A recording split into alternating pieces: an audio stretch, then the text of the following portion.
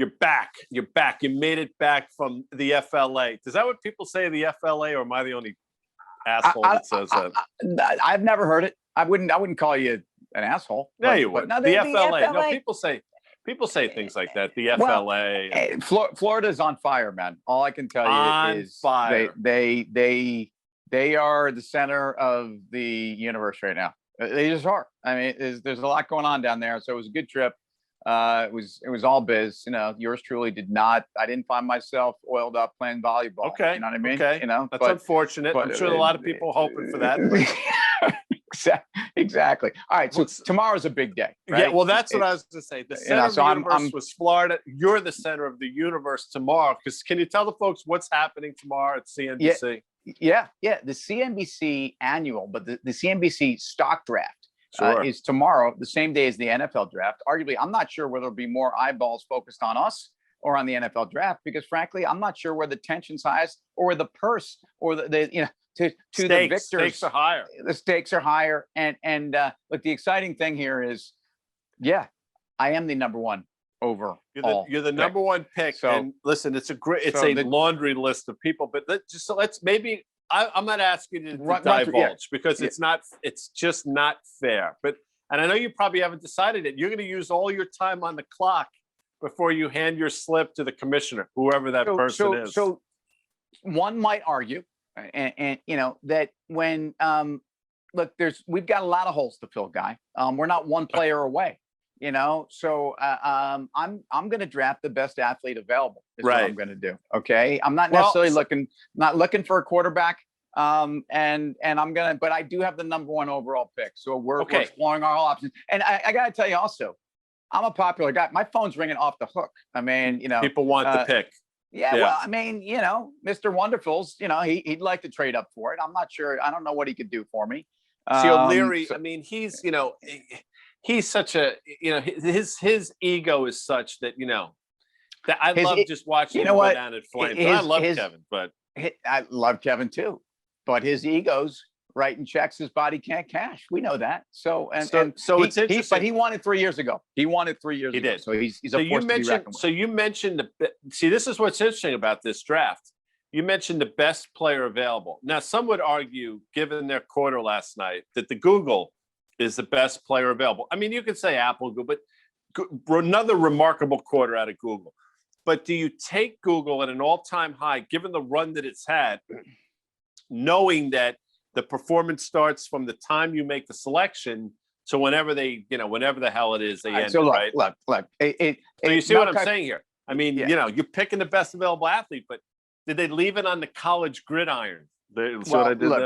I always love what you do there. MKJ, Mel Kiper Jr., huge fan of commercial break. I mean, he would be the first to tell you, you're not necessarily looking to buy the guys that are trading at the top. You're trying in the stock draft. You're actually trying, to me, to find those companies that are just going through some transcendent moment in their career. That you're actually catching them, like whatever it is. Maybe they have gone back to work. They've gone back to the gym. They're leaner. They're meaner coming out of COVID. They're more profitable than other.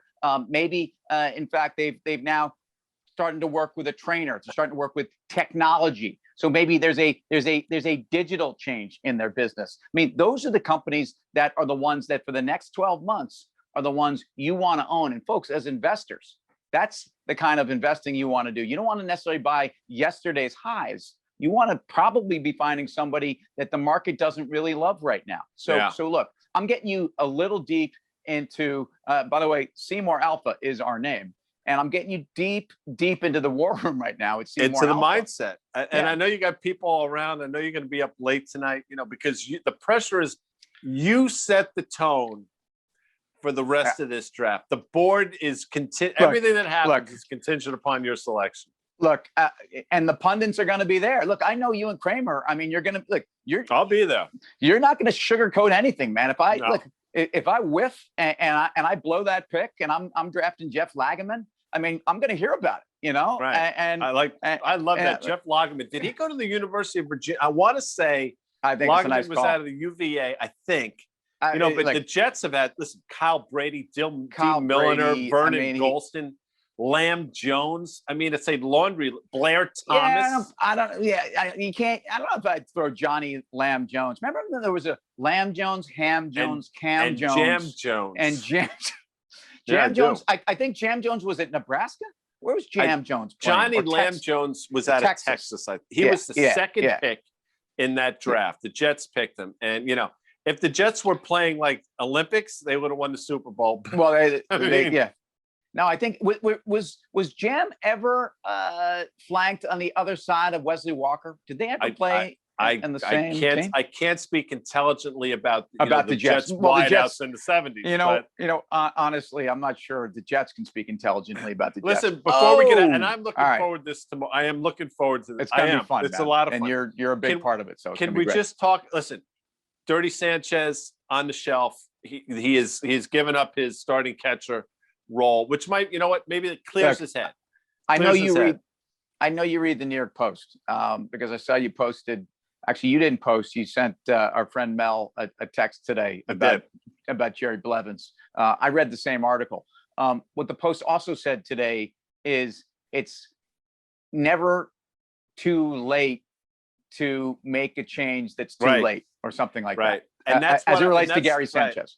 And that's why I was going to ask you, but quickly before we get at it, is the time to, show the Walrus? Is that his name? What's the guy at first base?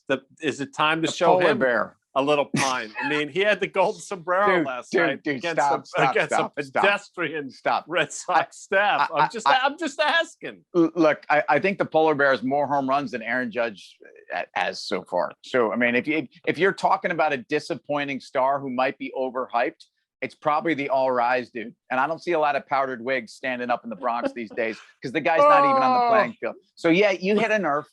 Congratulations. Bravo, my man. You got Jake on the hill tonight. You got Jake on the hill tonight. And apparently, and this is now a cliche, but I see this on not just New York sports sites, but apparently he's must-watch baseball. Sure. So for anybody who's a baseball fan, so Jake's on the hill tonight. Gary Sanchez is riding the pines.